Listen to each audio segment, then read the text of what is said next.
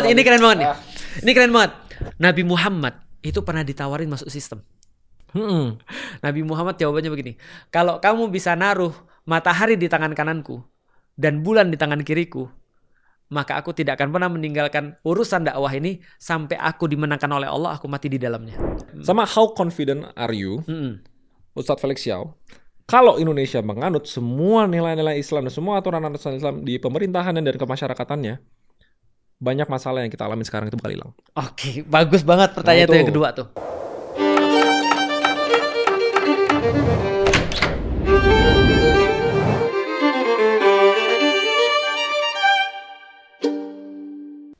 Assalamualaikum.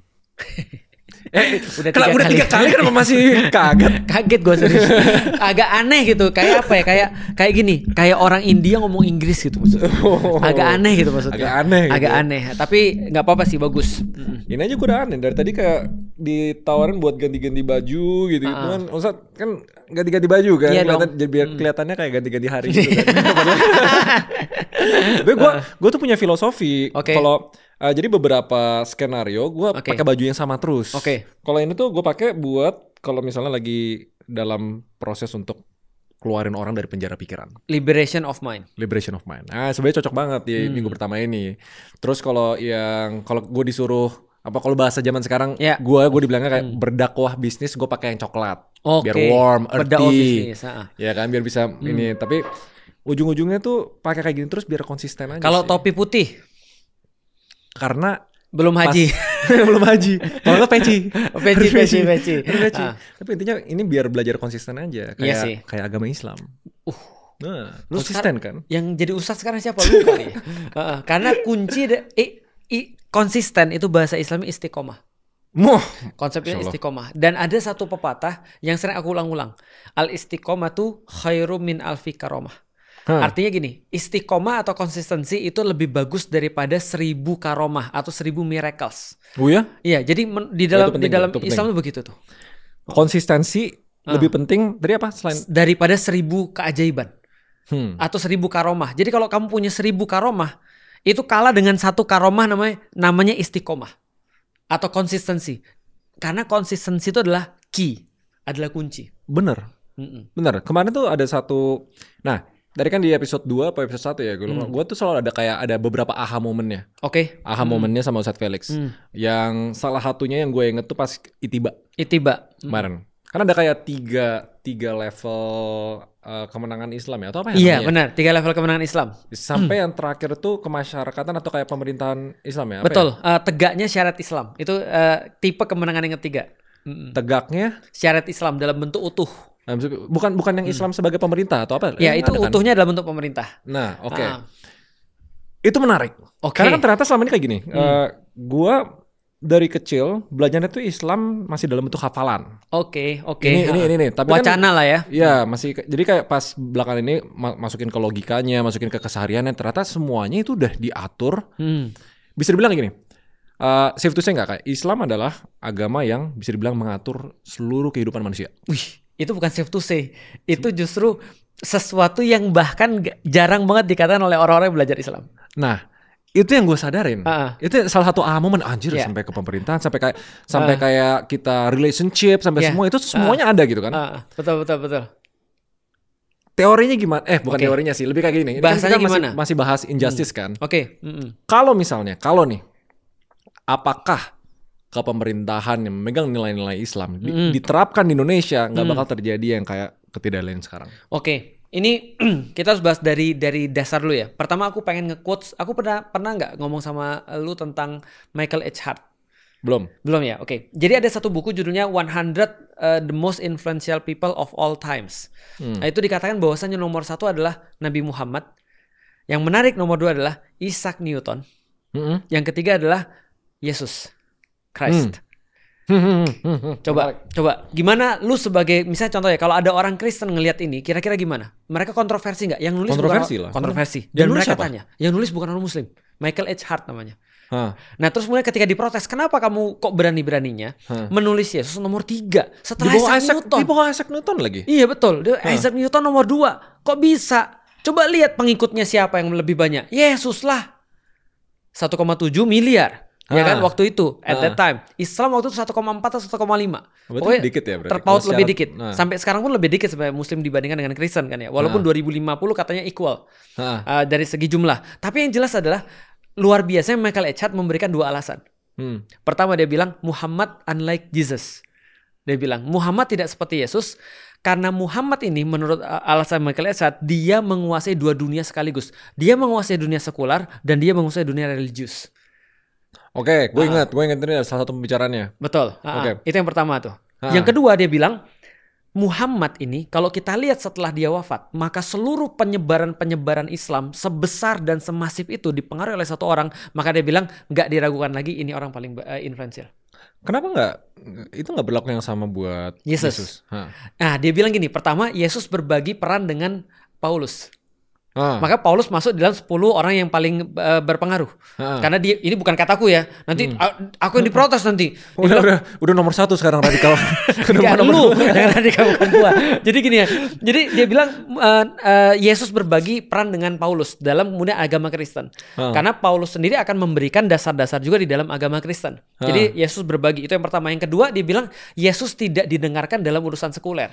Dalam urusan duniawi. Sedangkan Muhammad ini keputusannya di masjid didengarkan, keputusannya di luar masjid didengarkan. Karena waktu itu emang title-nya pedagang kan? Pedagang, bukan pedagang. Dia sebagai kepala negara didengarkan. Kemudian ketika contoh misalnya ada yang datang pada dia bilang ini, ya Rasulullah aku minta tambang garam yang ada di sini. Rasul bilang ambil nggak apa-apa. Ada orang datang, ya Rasulullah yang kamu berikan kepada dia itu mengalir seperti lautan, besar sekali dan banyak sekali. Rasul bilang tarik balik. Keputusan ekonomi kan, memberikan ekonomi. Atau tidak memberikan. Benar. Rasul membatasi kemudian apa yang bisa diolah sama orang, apa yang nggak boleh diolah sama orang. Nanti kita akan in depth. Tapi yang pertama adalah yang kita bisa lihat Muhammad ini keputusannya ini didengarkan baik dalam urusan religius maupun urusan sekuler atau urusan duniawi. Ini adalah yang pertama yang kita bisa lihat. Maka yang itu. Nah, yang kedua pengen cerita ini. Ingat tentang tahun terburuk dalam sejarah manusia. Tahun 536.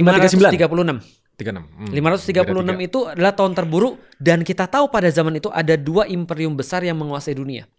Yang mereka memimpin peradaban dunia pada saat itu. Yang pertama adalah Romawi, yang kedua adalah Persia. Dan 2 peradaban ini terbukti tidak mampu menanggung beban peradaban. Persia itu yang ada di film 300 nggak sih yang lawan Sparta? Iya, yang ditendang itu. This is Sparta, ditendang. Itu ketika mereka sebelum ada Battle of Thermophilus. Jadi Persia ini waktu itu tidak mampu menanggung beban peradaban dan mereka melakukan satu perang yang namanya The Last Great War of Antiquity. Jadi perang kuno terbesar terakhir itu adalah perang Persia dan Romawi pasca 536. Nah, ketika terjadi perang besar, mereka semua hancur dan terbukti tidak mampu menanggung peradaban. Jadi dunia pada saat itu vakum daripada merinding kayak One Piece ya. Kayak One Piece. Iya, vakum daripada orang yang menanggung beban peradaban itu. Siapa yang memimpin dunia setelah ini? Karena Romawi terbukti nggak mampu, Persia juga terbukti nggak mampu. Maka Nabi Muhammad waktu itu muncul menjadi jawaban untuk seperti apa peradaban dunia ini dipimpin. Basically dia kayak presiden dunia waktu itu. Dia lebih kepada setelah dia meninggal influence-nya itu tidak ada batasnya dan akhirnya sampai sekarang. Nah, satu yang masih gue penasaran nih. Oke. Isaac Newton. Kenapa bisa kastanya di atas? Kalau menurut itu ya? Aku meragukan itu sampai aku baca biografi Isaac Newton. Ini orang ngeri, bro. Serius? 26 tahun lu ngapain? Dia kental agama gak sih dia? Dia betul. Kok lu tahu sih? Nggak, gue nggak tahu, gue nanya. Dia religius banget loh. Dia religius banget. Sangat religius sekali. Orang sains bisa ini ya. Zaman dulu antara orang pintar agama dengan orang pintar sains itu nggak terpisah. Baru ketika kemudian dunia modern itu seolah-olah dipisah. Karena pada saat itu, ini panjang lagi tapi aku coba ya. Gini, semenjak kemudian dunia melihat bahwasanya kekuasaan, mohon maaf ya, gereja pada saat itu menghambat perkembangan dunia sains, maka dipisahlah antara sains dengan agama. Tapi sebelum itu nggak dikenal perpisahan antara agama dengan dunia. Zamannya Isaac Newton berarti masih kayak tergabung. Betul. Dan coba gue mau nanya, 26 tahun lu ngapain? Prestasi lu 26 tahun, lu inget gak? Sebelum ternak uang tuh. Iya. Ngapain lu? Ngerjain project-project aja. Ngejar cewek. Ngejar cewek. Main game. That's what we do. Isaac Newton ngapain? Dia sudah menemukan semua yang kita kenal sekarang tuh. Teori gaya. Semua teori itu ya. Semua tentang kemudian gravitasi dan segala macam. Itu dia semua udah lakukan itu. Itu 26 tahun, bro. Ya kok bisa? Maka aku juga bingung ini. Tapi itu jadi basisnya kenapa dia ditaruh di nomor 2? Ya, karena memang semua yang dia temukan mempengaruhi dunia, termasuk teori refraksi cahaya dan segala macam. Tapi ya itu pendapatnya Michael H. Hart ya. Nah, kalau gitu kita kembali lagi dalam jawaban yang panjang banget yang aku nggak tahu akan selesai satu episode atau tidak tentang benar nggak Islam menyelesaikan permasalahan. Tapi yang aku perlu kasih tahu dulu fakta bahwasanya peradaban Romawi dan peradaban Persia waktu itu fail. Ya, waktu itu fail. Nah, ketika mereka fail, dunia ini vakum. Dunia lagi nanya nih, kalau kita tidak bisa berhasil dengan cara Romawi atau dengan cara Persia, what should we do? Maka Islam menawarkan satu jenis pemerintahan yang baru. Ngerti. Oke, nah itulah yang dipraktikkan Khulafaur Rasyidin itu. 4 khalifah itu. Dan ternyata dunia ketika ngeliat itu, loh bisa begini ya? Loh bisa begini ya? Contoh yang paling radikal ya, pajak ditiadakan.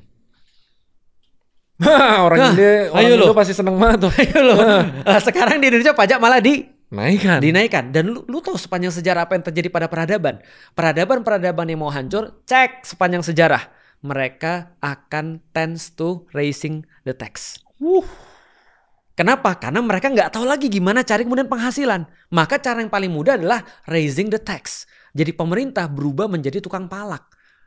Dan itu yang benar-benar dikritik sama Rasulullah juga ketika membahas tentang pajak. Maka kata Rasul, nggak ada konsep ini, kita gantiin yang lain. Gimana caranya agar teks ini hilang? Dan antara nanti another episode. Oke, artinya itu yang pertama ya. Itu salah satu contoh. Rasulullah menghilangkan pajak di mana-mana.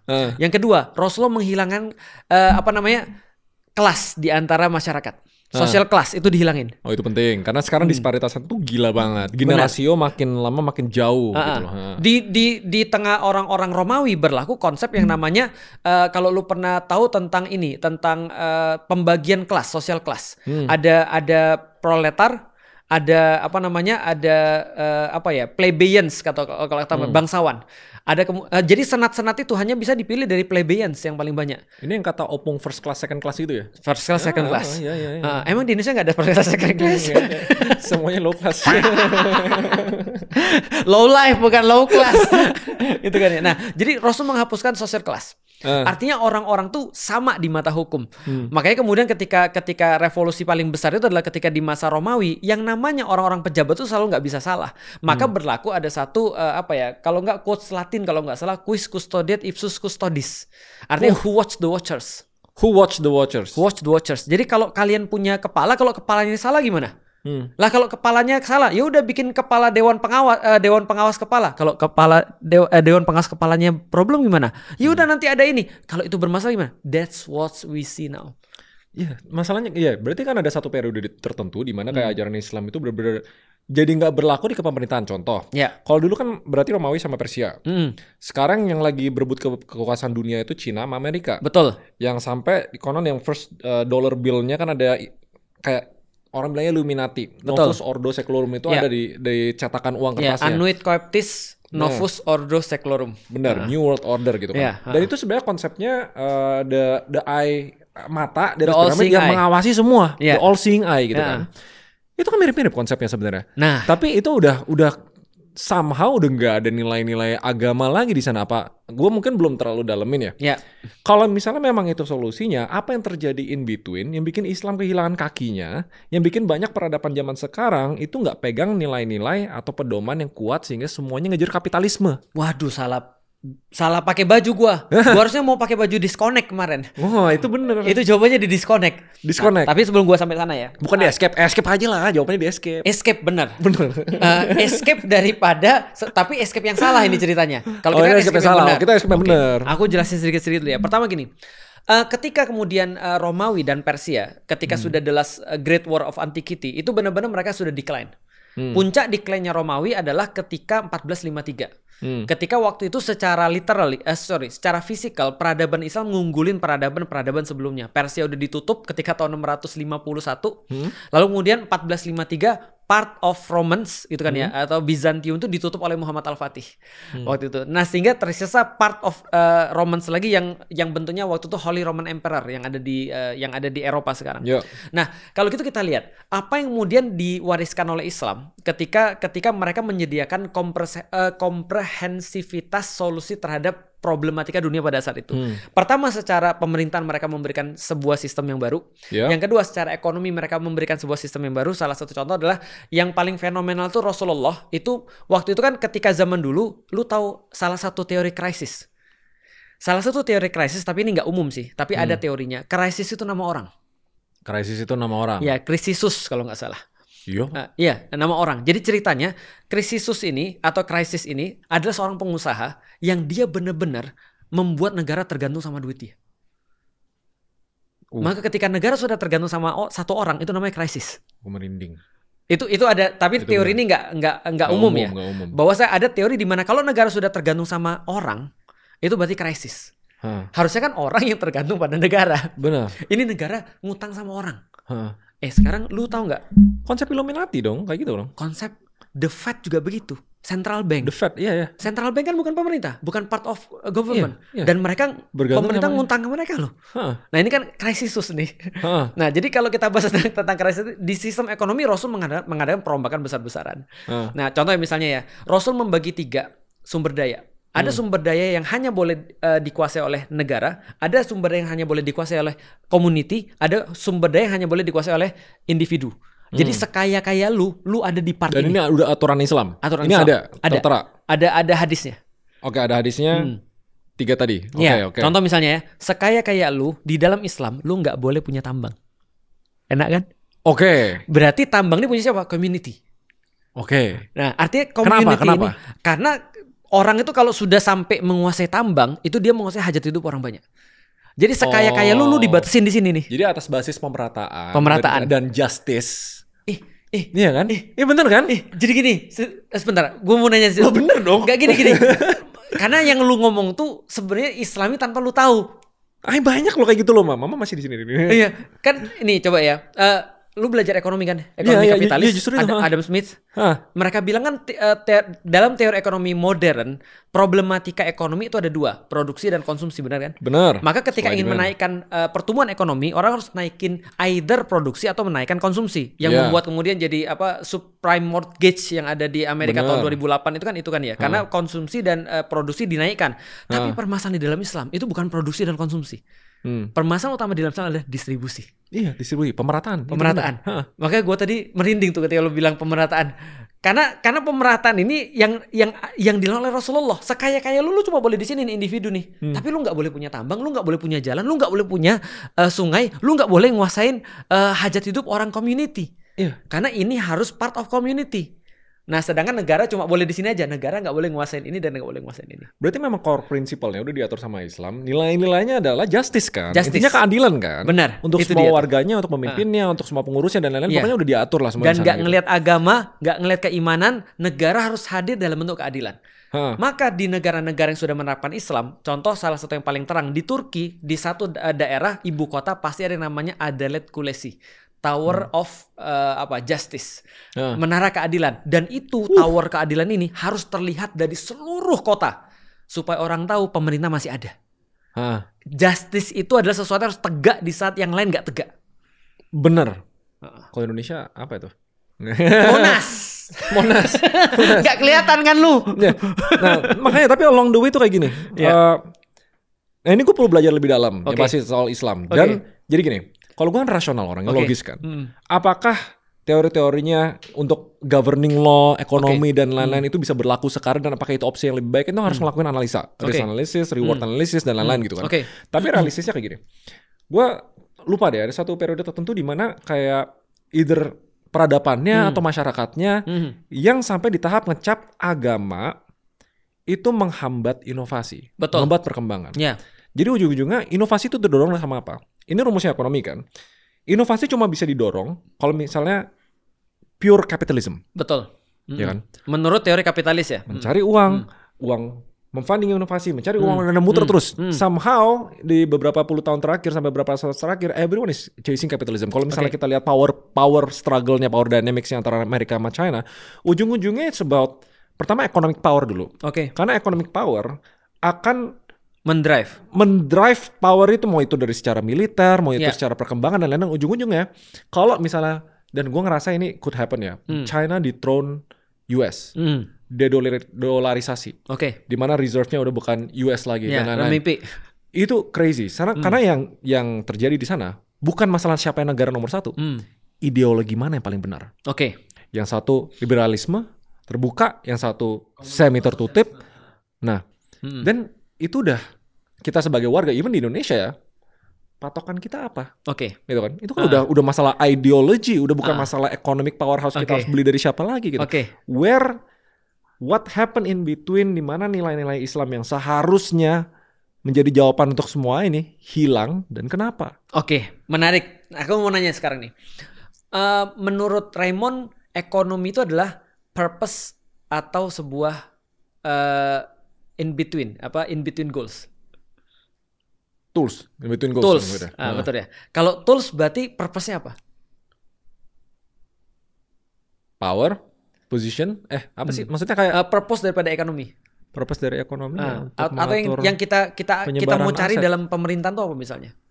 Pemerintahan nggak ngerti. Nah, aku coba kasih sedikit ini. Islam dulu sangat mempengaruhi Indonesia, termasuk Pancasila. Maka Pancasila itu memberikan ujung daripada negara ini apa? Utopia negara ini sudah ditulis di Pancasila. Nah, yang pertama adalah ketuhanan yang Maha Esa. Yang kedua adalah kemanusiaan yang adil dan beradab. Yang ketiga adalah persatuan. Yang keempat adalah kerakyatan yang dipimpin dan seterusnya. Dan yang kelima, purpose goals-nya adalah keadilan sosial bagi seluruh rakyat Indonesia. Jadi seluruh orang mendapatkan justice. Oh iya, itu udah Islam sih. Itu Islam banget kan ya. Nah, jadi goals-nya adalah justice. Berarti negara ini dikatakan failed state ketika dia gagal untuk deliver justice. Lewat ke ekonomi, lewat politik, lewat kemudian pergaulan, sistem hidup dan segala macamnya. Welfare dan lain-lain gitu-gituan ya. Nah, semuanya kan ya. Kalau yang paling rendah berarti ya kesejahteraan itu diukur kesehatan dan keamanan ya. Jadi yang paling rendah kan itu kan ya. Nah, kalau gitu di dalam Islam waktu itu sudah terdeliver dengan baik sekali. Nah, kalau kita bicara misalnya tentang masalah tadi kayak misalnya problematika antara Cina sama Amerika. Problematika kapitalis selalu itu. Dia menjadikan kemudian ekonomi itu sebagai purpose, bukan sebagai tools. Nah, sehingga yang dilihat daripada indikasi-indikasinya adalah bukan indikasi kemanusiaan, bukan indikasi keadilan, tapi indikasi yang bersifat contoh kayak pertumbuhan ekonomi adalah berapa PDB, ya kan ya, berapa ekspor, berapa impor. Tapi itu cuma tools. Di dalam Islam yang diukur bukan itu. Apakah orang sudah menjadi manusia seutuhnya? Sudahkah keadilan tersebar di mana-mana? Nah, problematika itu adalah kenapa waktu itu Islam bisa fail? Masalahnya di mana? Karena kalau kita lihat sekarang kapitalis itu selalu drive orang untuk selalu maju. Benar. Nah, problematika di dalam Islam itu mereka bisa mundur. Jawaban yang sama, kenapa Barat bisa maju? Meninggalkan agama. Nah itu. Jadi sekarang yang kita lihat sebagai Islam, justru ketika Islam ditinggalkan berarti Muslim tidak lagi pakai Islam. Sehingga yang bertanggung jawab atas mereka mundur justru bukan agama Islam, justru Muslimnya yang ninggalin Islam. Berarti manusianya. Berarti contoh gini ya, ini kan yang sudah jelas ya. Dulu Arab tuh kacau banget. Sumber daya alam apa yang dimiliki Arab? Gak ada. Orangnya kacau, barbar kan itu kan ya. Nah, tapi ketika mereka megang Islam, mereka naik jadi satu pemimpin peradaban yang ditinggalkan sama Persia dan Romawi. Tapi in sometime satu titik waktu mereka hancur. Dan bersamaan ketika Barat naik. Nah, kalau kita lihat in between itu yang terjadi apa? Mereka ninggalin agama. Barat ninggalin agama, mereka fokus pada sekuler, mereka maju karena agama adalah perusak atau penghambat. Islam ngeliat, wah Barat bisa maju nih. Jangan-jangan kita juga bisa maju seperti mereka. Kenapa bisa hancur? Ya pertama karena orang-orang sudah nggak pakai agama, serakah orang-orangnya, dan itu kita temukan sih. Sadly, Islam itu tidak bisa, bukan tidak bisa. Jadi gini, sadly pada saat itu orang Muslim tidak bisa lagi keep Islam, sehingga dia jadi orang yang berbeda. Dia jadi kemudian orang yang kemudian punya purpose bukan lagi Islam. Jadi gini, kalau ada orang punya jadi pemimpin, aku jadi pemimpin karena aku mau untuk beribadah pada Allah. Maka semua perbuatan-perbuatannya pasti akan berbeda dengan orang-orang yang aku mau jadi pemimpin karena ada sesuatu yang pengen aku cari. Iya. Ini kan sebenarnya kayak teori hukum versus penegakan hukum. Let's say hukumnya udah kuat banget, dan itu Islam. Misalnya. Betul. Dan masalahnya in between penegakan hukumnya yang salah kan. Karena kan misalnya gini, kalau misalnya Islam nggak diinstitusiin atau nggak di-governmentalize gitu loh, dan dibikin dalam aturan-aturan yang tertulis, berarti kan kita cuma bisa berharap orang-orang itu terus memegang hukum-hukum itu. Betul. Tapi somehow along the way, gara-gara orangnya pindah, ngeliat ini, ngeliat itu, dan lain-lain, terus akhirnya mereka pelan-pelan lepas nilai-nilai Islam. Betul. Dan solusinya apa? Kayak kenapa nggak di gini? Soalnya kan tugasnya government, balik lagi. Government is to govern. Yeah, to govern. Untuk mengatur dan menaungi. Sebenarnya kan kalau kata-kata persisnya tuh mengatur, tapi gue lebih suka menaungi juga.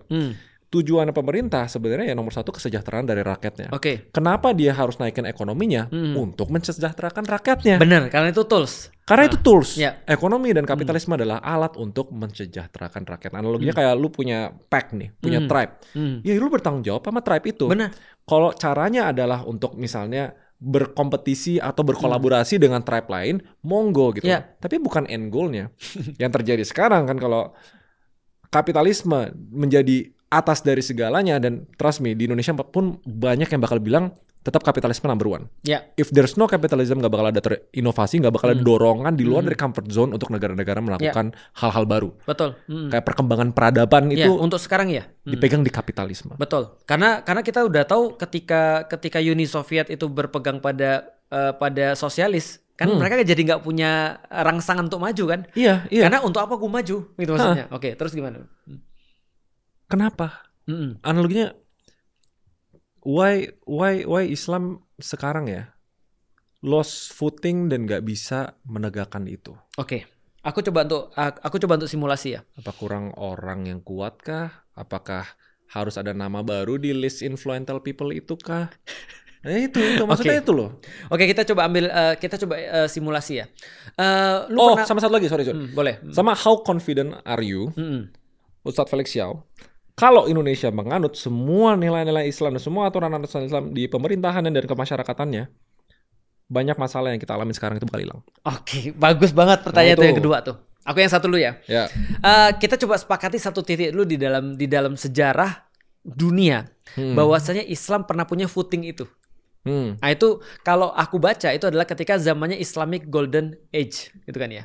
Bukan tahun berapa itu? 1800-an bukan ya? Oh, 1000-an. 1000, 1100, 1200 itu Islamic Golden Age. Nah, di situ aku pernah dapat satu political scientist di barat, dia bilang ketika itu Islam menjadi yang mendapatkan estafet daripada peradaban Yunani untuk kemudian mengembangkan kemudian segala macam kemudahan buat manusia untuk mensejahterakan manusia di masa itu. Nah, kalau gitu kita lihat dulu apa yang terjadi sehingga Islam bisa bikin footing itu. Pertama, Islam diterapkan secara kafah, secara penuh gitu kan ya, diterapkan. Artinya aturan berarti sampai kayak UUD-nya pun komprehensif. Jadi kafah itu artinya komprehensif. Nah, jadi dia diterapkan secara penuh. Contoh kayak gini ya.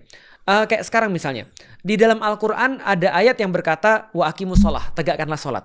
Atau ada ayat yang berkata gini, sama kayak sekarang, kutiba alaikumusiyam, berpuasalah kalian. Tapi di dalam Al-Quran juga ada ayat, misalnya contoh ya, az-zaniyatu waz-zani fajlidu kulla wahidin minhuma mi'ata jaldah. Zinawati dan zinawan, maka jilidlah atau cambuklah mereka masing-masing dengan 100 kali cambukan. Tapi tidak dilakukan. Di dalam Islam juga misalnya ada wa halallahu bai'a wa harrama riba. Allah menghalalkan jual beli dan mengharamkan riba. Tapi ini tidak dilakukan. Berarti Islam sekarang kita bisa lihat pick and choose gitu kan. Sekarang pick and choose.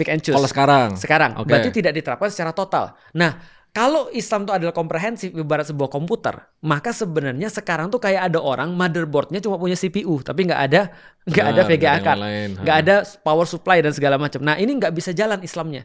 Jadi Islam cuma kayak apa ya, kayak gimmick doang sekarang. Berarti apa bisa dibilang kalau nggak komprehensif Islam tuh pincang? Bukan pincang, nggak bisa jalan sama sekali. Kayak mobil tanpa karburator. Gitu. Betul, kayak mobil tanpa karburator. Tapi itu yang terjadi di 99%. Yes. Itu di dunia dong. Betul. Nah, kalau aku ibaratkan ketika jelasin tentang sistem ekonomi, aku ibaratkan kapitalis itu kayak gerobak. Gerobak itu cuma dua rodanya dan didorong. Tapi ngelawannya Islam. Islam itu sekarang kayak mobil. Tapi terus kemudian yang lain bilang, jangan dikendarain, nggak boleh. Rodanya cuma 2 doang yang boleh di sini sekarang aturannya. Balik lagi, mereka nggak bisa escape daripada pilihan. Pilihan cuma 2 nih, sosialis atau kapitalis kan gitu kan ya. Islam nggak masuk. Dan kalau kamu mau berlomba dalam sini, kamu harus rodanya 2 dan harus didorong. Jadilah kita punya Lambo, rodanya cuma 2 dan kita dorong. Kira-kira gimana caranya? Maka malah jadi cacat. Bukan hanya cacat, tapi orang yang mau berkomitmen pada hukum Islam jadinya susah. Jadinya terlihat bodoh. Jadi terlihat nggak update dengan kehidupan. Itu yang pertama. Oke, yang kedua, how confident. Sekarang aku mau nanya balik nih. Enaknya kan gitu kan kalau kita ditanya kita tanya balik ya. Sekarang aku mau tanya. Dalam sejarah Indonesia apa sih yang belum kita coba? Dalam sejarah Indonesia banyak yang kita belum coba tuh banyak apa banget. Misalnya Kayak sistem kepemerintahan yang di luar demokrasi contoh. Kerajaan udah. Kerajaan. Oh ya udah. Udah. Gitu. Republik Indonesia Serikat. Pamanan udah. Demokrasi udah. Nah, pertanyaanku gini, kenapa kita coba aja dulu? Kan pilihan cuma 2 kan? Apakah menjadi better? Tapi kan nggak mungkin worse. Iya, karena sekarang udah. Kenapa nggak dicoba aja? Ya balik lagi ke pemimpin kan? Betul, pemimpin. Balik lagi ke pemimpinnya. Nah, artinya menurutku gini. Gimana cara bibit yang unggul lahir di sistem yang buruk? Oke, aku kasih tahu gini. Mungkin nggak ada chance the next one itu benar-benar bagus dan bisa libas semua. Itu kan pertanyaan Raymond kan? Sebenarnya sudah dijawab oleh Socrates. Socrates ketika awal kemunculan demokrasi, Socrates bilang begini. Kita tidak akan pernah dapat pemimpin yang benar dalam sistem demokrasi. Lee Kuan Yew juga mirip-mirip kayak gitu tuh. Ngomong gitu ya? Lee Kuan Yew, Singapura. Kata Socrates sederhana. Kenapa? Karena demokrasi memfasilitasi semua orang. Dan tidak mungkin semua orang bisa memilih pemimpin yang baik. Kenapa bisa begitu? Dia bilang, cacatnya demokrasi dari awal adalah karena demokrasi itu based on popularity, bukan skill. Benar. Itu gue juga ngomong tuh. Oh, lu juga? Ada gue bilang kayak sekarang pemimpin yang terbaik itu bukan pemimpin yang terbaik tapi pemimpin yang paling populer. Socrates ngasih contoh.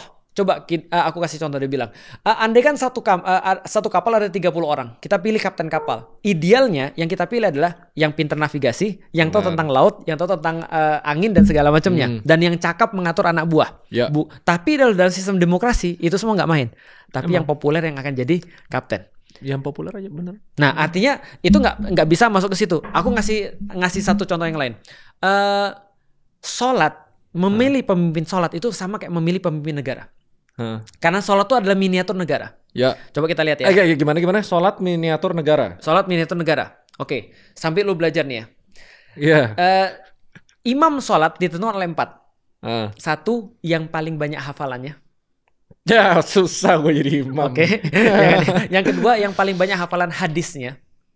Oke. Kalau sama-sama nih, Qurannya sama-sama hafal, hadisnya. Oke, yang ketiga, yang hijrah duluan. Siapa yang masuk Islam duluan atau siapa yang belajar Islam duluan. Yang keempat, siapa yang fisiknya lebih bagus dan suaranya lebih bagus. Oke. Jadi kalau semuanya udah sama nih, yang keempat, jenggotnya lebih panjang, dia yang jadi imam. Badannya lebih tegap, dia yang jadi imam. Suaranya lebih bagus, dia yang jadi imam. Jadi benar-benar semuanya berdasarkan nilai. Oke, aku pilih 30 orang di antara kita. Siapa yang jadi imam? Oke, yang udah dapat nih. Raymond, hafalannya 30 juz. Amin. Gitu kan ya. Hadisnya hafal 7.000 hadis. Amin itu kan. Amin. Dan suara lu udah pasti bagus kan? Dan lu udah belajar Islam. Oke, lu jadi imam. Tapi ketika lu muncul jadi imam, ternyata lu bukan disuruh mimpin sholat, bro. Tapi lu disuruh nge-DJ. Ada gunanya nggak kita lakukan seluruh? Nggak ada gunanya. Sia-sia semuanya. Nah, sekarang pertanyaanku sederhana. Kita milih pemimpin yang kita hargai kualitas apa aja sekarang? Kita nyari pemimpin yang paling bagus nih kan ya.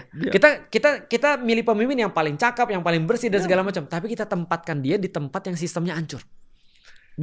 So, semua penilaian kita tadi nggak ada gunanya sebenarnya. Bisa dipahami nggak maksudnya? Nah, counter argumen gue pernah di discuss itu juga sama Ferry. Oke. Pemimpin yang benar akan bisa mengubah sistem yang hancur. Almost impossible. Almost impossible. Tapi dibuktiin. Misalnya Nabi Muhammad. Nah, oke, kalau itu cerita gini. Aku cerita. Ini keren banget. Ini keren banget. Nabi Muhammad itu pernah ditawarin masuk sistem. Ya. Dia ditawarin gini. Muhammad, gini deh. Dakwahmu ini udah bikin pusing nih. Ini adalah dalam sirah. Gini aja, kamu mau apa? Kamu mau perempuan, kami akan kumpulkan di antara kami yang paling cantik dan kamu boleh pilih. Kamu mau harta, kami kumpulkan harta di antara kami, kamu jadi orang paling kaya di antara kami, dan kalau kamu mau jabatan, kamu jadi pemimpin kami, nggak apa-apa. Syaratnya cuma satu, hentikan dakwahmu. Karena dakwahnya ini nyebarin informasi yang bisa ganggu pada saat itu status quo. Nabi Muhammad jawabannya begini, kalau kamu bisa naruh matahari di tangan kananku dan bulan di tangan kiriku, maka aku tidak akan pernah meninggalkan urusan dakwah ini sampai aku dimenangkan oleh Allah, aku mati di dalamnya. Berarti nggak pernah ada in the history of Islam yang orang memperbaiki dengan masuk ke sistem? Ada di dalam Al-Quran, tapi bukan kemudian masuk dalam arti dia kemudian masuk di dalam. Jadi gini, orang masuk dalam sistem tuh ada orang yang masuk di dalam sistem, ada orang yang diberikan kekuasaan untuk mengubah sistem. Contoh. Nah itu, kekuasaan untuk merubah sistem. Nah kalau itu bisa. Nah itu. Kalau itu bisa. Tapi kalau misalnya dia masuk doang ya, cuma untuk di dalam sistem, itu sulit. Contoh kayak gini. Dulu Aku pernah kerja di satu perusahaan, karena perusahaannya Chinese, boleh dong, namanya perusahaan keluarga, boleh dong. Kalau dia pengen agar anaknya yang jadi pemimpin, boleh kan? Boleh. Dan salah satu aturannya adalah dia nggak akan memberikan saham 51% pada orang yang bukan keluarga, boleh nggak? Boleh. Berarti sistem pasti akan dibuat untuk mempertahankan status quo. Iya, benar. Nah, maka kemudian kita bisa cari contoh di dalam Al-Quran. Nabi Yusuf ketika dia punya mimpi, Nabi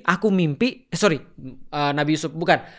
Rajanya punya mimpi, dia mimpi ada 4 kebo kurus dan 4 sapi kurus dan 4 sapi gemuk. 4, astagfirullah. Nanti orang protes. 7 sapi kurus dan 7 sapi gemuk. Ganjil intinya. Iya, 7. Okay. Dan ada 7 batang gandum yang banyak dan 7 batang gandum yang kering. Ketika kemudian raja ini mimpi, nggak ada yang bisa tahu mimpi dia. Nabi Yusuf tahu. Dia bilang akan datang 7 tahun paceklik, famine. Ya, paceklik. Gue udah tahu. Okay. Dan 7 tahun yang berkelimpahan. Jadi 7 tahun berkelimpahan dulu, baru 7 tahun paceklik. Jadi lu bayangin, kalau lu adalah bulog, berarti lu harus buat gimana cara 7 tahun ini bisa disimpan dan gak busuk untuk dimakan 7 tahun berikutnya. Dan kenapa ada 1 sapi dan ada 1 gandum? Karena ada protein hewani dan ada protein nabati. Yusuf bilang, cuma gue yang mampu, angkat gue, kasih gue kewenangan penuh, gue bikin berhasil. What choice do they have? Mereka gak punya choose yang lain, gak punya pilihan gak punya option lain. Maka mereka harus memberikan kekuasaan penuh terhadap Yusuf. Nah itu. Iya. Kalau ada yang bisa begitu, kita jalan. Kita berarti kayak gini, balik lagi ke kita circle back 2 step sebelumnya. Kan berarti pemimpin yang terbaik adalah pemimpin yang paling populer sekarang. Pemimpin yang terpilih adalah pemimpin yang paling populer. Betul, sekarang. Let's say dakwahnya Ustadz Felix tetap lanjut. Tetap Islam harus secara kafah. Kafah, betul. Secara kafah, menyeluruh kan gitu. Berarti harus Islam itu harus populer dulu. Benar sekali. Iya kan? Itu dulu Islam harus populer dulu. Nyatanya sekarang tidak populer. Susah. Iya, susah untuk bikin Islam populer. Lebih keren Kristen. Iya, betul. Waktu itu gue ditawarin acara-acara, wih kayak keren ya acara Kristen ya gitu loh, konser gitu-gituan gitu. Betul.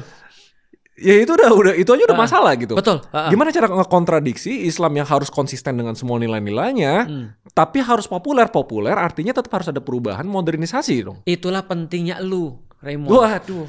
Kenapa? Karena Raymond sudah bilang kan, fungsiku adalah menanggung beban peradaban, mencerdaskan orang. Bukan gue yang bilang itu, Ustadz Felix yang gue langsung berat juga. Beban peradaban. Jadi gini, kunci yang dari dulu Rasul lakukan, dan itu perkara sulit dan kita nggak tahu kapan akan berhasil ya, adalah mencerdaskan orang. Karena kita tahu bahwasanya opini atau tadi ya yang tadi bahasa lu tadi apa? Popularitas tadi. Popularitas kan opini ya. Apa yang di dalam benak kepala orang tentang sesuatu. Nah, bagaimana ceritanya supaya opini tentang Islam ini naik kan itu kan ya. Berarti pertama kita harus didik orang-orangnya dulu agar nggak norak. Karena sekarang norak kan itu kan ya. Kenapa mereka norak? Karena uneducated. Karena mereka tidak dididik. Sedangkan Rasul ketika beliau kemudian, bahkan ketika Rasulullah menerima wahyu pertama aja, nih lihat ya, cognitive dissonance. Asik. Gue udah belajar. Udah psikologi sekarang nih. Cognitive dissonance orang-orang muslim. Coba lihat ya. Ayat yang pertama turun, Iqra, bacalah. Bener. Bacalah. Lu coba tanya orang muslim. Ya kan? Seluruh dunia deh, gak usah cuma Indonesia. Berapa banyak buku yang mereka baca? Lah, faktanya kemarin Terelia posting jumlah penduduk di satu negara dan jumlah buku yang terjual. Lu tahu yang paling tinggi siapa? Inggris. Kalau gua nggak salah ingat ya, Inggris kalau nggak salah berapa penduduknya, jumlah bukunya 10 kali lipat yang terjual di sana. Lah, kita 275 juta bro. Berapa eksemplar buku yang terjual di Indonesia? Lu belum pernah bisnis buku kan? Belum. Jangan deh. Lu udah punya 15 buku kan? Iya makanya lu belum apa-apa dipajakin. Kertas dipajakin, jualan dipajakin, jadi penghasilan kena PPh, royalti dipajakin, segala macam dipajakin. Itu problematika karena kita nggak menghormati yang namanya ilmu. Jadi kita sebenarnya adalah dissonance kan. Berarti kan kayak gini, problemnya tetap sama. Berarti solusinya duniawi, bukan solusinya agama. Kalau kita balik lagi ke konteks Islam harus populer, dissonance soal membaca aja gitu kan, berarti kan kalau misalnya memang udah agama itu ada kutip problem persepsinya, solusinya duniawi. Balik lagi ke masa pas Islam berjaya, terus Barat mulai melepaskan agama. Ini kan kayak contradicting loh. Muter-muter loh. Bagus. Berarti solusinya duniawi dong. Jadi gini, di dalam Islam kita tidak memisahkan antara dunia dengan agama. Karena konsep pemisahan antara dunia dan agama itu baru terjadi ketika sistem sekuler. Benar. Ketika Barat merasa jengah dengan agama kan gitu kan, maka dipisahin nih. Tapi di dalam Islam popularitas itu urusan agama. Di dalam Islam, contohnya misalnya mencari uang itu adalah urusan agama. Contoh misalnya gini, Rasul pernah salaman sama orang kulitnya kasar banget. Lalu kemudian Rasul bilang gini, Allah menyukai tangan orang-orang kayak gini, yang tangannya kasar, karena kerja. Suka tangan tapi kasar. Tangan kita gak kasar karena kita ngetik. Iya benar sih. Kita cuma ini yang kapalan itu kan. Tapi banyak yang tangannya kasar sekarang. Suami-suami yang suka pukul istri. Oh iya benar. Itu perlu dibenam itu kayaknya. Orang-orang pergi fitness kasar tangannya. Di sini doang. Di sini doang. Nanti dan ternyata luar biasa kata Rasulullah, bekerja itu ya punya pahala yang ngeri. Kata Rasul gini, ada dosa yang nggak bisa dihapus dengan sholat dan dengan puasa. Ketika aku baca hadis ini, gila. Ini dua ibadah yang termasuk paling tinggi loh. Bener, oke. Berarti ini kan bulan Ramadan udah ultimate penghapusan dosa sebenarnya kan. Udah ultimate nih. Ultimate. Tetap ada dosa yang nggak bisa dihapus. Nggak bisa dihapus dengan sholat dan puasa, tapi bisa dihapuskan dengan bekerja mencari nafkah yang halal. Masya Allah. Berarti itu urusan dunia atau akhirat? Akhirat. Karena sebenarnya dunia dan akhirat gak pernah dipisahin di dalam Islam. What you do for living and it's according to Allah, that's part of din. That's part of religion. Tapi kenapa sampai diatur kayak ada beberapa dosa yang cuma bisa dibersihkan melalui mencari nafkah? Karena supaya orang disemangati. Nah kan kita perlu motif nih. Kapitalis menyediakan motif tapi worldly. Dan kita sudah tahu ujung daripada motif worldly itu apa. Kita sudah tahu batas daripada motif worldly itu apa. Islam menyediakan motif yang lebih tinggi lagi. Nah maka orang harusnya unlimited ketika dia mau bekerja. Maka orang-orang ketika di dalam Islam zaman dulu, bukan zaman sekarang ya, ketika mereka bekerja untuk dalam tanda kutip world, mereka akan bekerja seolah-olah mereka akan hidup selama-lamanya. Begitu mereka bikin plan seolah-olah unlimited. Jangankan 3 periode. Plannya banyak loh itu. Nah, tapi ketika mereka akan beribadah seolah-olah mereka akan mati besok. Itu di dalam Islam. Artinya kita nggak memisahkan antara dunia dan akhirat. Begitu dia ibadah, jangan-jangan abisnya aku mati. Tapi begitu dia bekerja, ketika dia sampai kantor, aku akan buat proyeksi untuk kemudian 50 tahun ke depan. Kita nggak boleh mati. Itu kata siapa? Mitsubishi. Oh iya? Iya. Kita masih bisa bertahan 50 tahun lagi. Artinya pikiran dia udah 50 tahun ke depan. Kenapa dia nggak mau merger sama Nissan sama Honda? Itu. Nah, artinya adalah Islam menyediakan sebuah motif yang lebih panjang daripada sekuler sebenarnya. Kalau benar. Tapi kalau nggak benar ya lihat kayak sekarang. Berarti, artinya sekarang kita nggak bisa ambil contoh sih. Nah ini sekarang bakal bridging buat episode selanjutnya. Ini hot banget. Karena gue ngerasa kayak gini. Indonesia tuh ada ketidakadilan dari segi agama sebenarnya. Iya. Kayak kan gini. Semuanya sekarang Muslim. Oke. Ya kan. Pejabat Muslim. Presiden Muslim. Wapres Muslim. Semuanya Muslim. Harus Muslim. Betul. Ya kan? Yang nggak Muslim, ya sejarah bilang masuk penjara lah teman-temannya gitu. Iya. Ada lagi yang nggak pribumi, nah gitu kan. Berarti kayak nggak adil. Dan berarti bisa safe to say nggak orang-orang yang sekarang menganut Muslim atau dengan label Muslim, dengan label Islam, membawa agama kemana-mana dengan posisi atau jabatan atau power yang tinggi, they are fake. Itu akan kita jawab dalam episode selanjutnya. Pedes. Oke. Jadi, nah ini gue takut kayak gini ya. Kan gue analisa program-program Ramadan yang lain ya. Santai gitu. Ini ngebul episode 3 aja udah kayak gue nonton apa sih ini, gue Ramadan pengen santai-santai aja. Itu bisa di breakdown banyak banget tadi. Banyak banget tapi ya emang goal kita beda. Kalau yang ini tuh kita memang pengen meningkatkan taraf berpikir yang udah sesuai dengan KPI awal yang di set di episode 1. Kalau kalian nonton dari awal sampai akhir udah pasti IQ, EQ, SQ naik. Dan kalau teman-teman pengen yang enak-enak aja, ada banyak tayangan-tayangan yang lain yang menawarkan itu. Bener. Tapi kalau teman-teman sudah jengah dan jumut dengan semua itu, teman-teman bisa escape ke sini. Benar. Nah, bagus kan? Oke. Alright, see you guys di video selanjutnya.